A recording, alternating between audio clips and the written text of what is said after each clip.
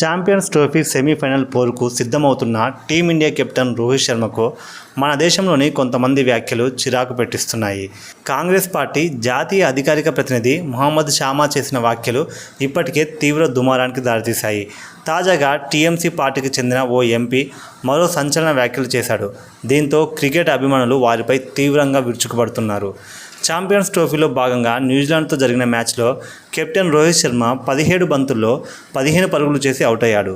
రోహిత్ శర్మ విఫలం కావడంతో కాంగ్రెస్ జాతీయ అధికారిక ప్రతినిధి షామా మొహమ్మద్ భారత కెప్టెన్పై వివాదాస్పద వ్యాఖ్యలు చేశారు.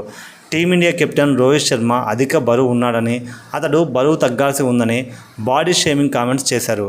టీమిండియాకు ఇప్పటివరకు మోస్ట్ అన్ఇంప్రెసివ్ కెప్టెన్ కూడా రోహిత్ శర్మని షామా ట్వీట్ చేశారు. ఈ క్రమంలో రోహిత్పై షామా చేసిన వ్యాఖ్యలు దుమారం రేపాయి. ఆమె వ్యాఖ్యలపై అటు రోహిత్ ఫ్యాన్స్తో పాటు బీజేపీ నేతలు విరుచుకుపడ్డారు.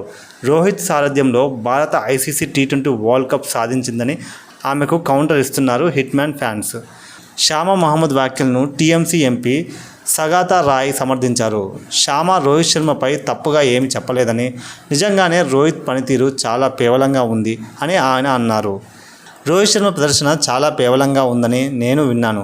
అతను ఈ మధ్యకాలంలో 1 సెంచరీ చేశాడు. అంతకు మించి పెద్దగా ఆడలేదు. కేవలం 2-3 పరుగులు చేసి అవుట్ అవుతాడు. అతను జట్టులో ఉండకూడదు.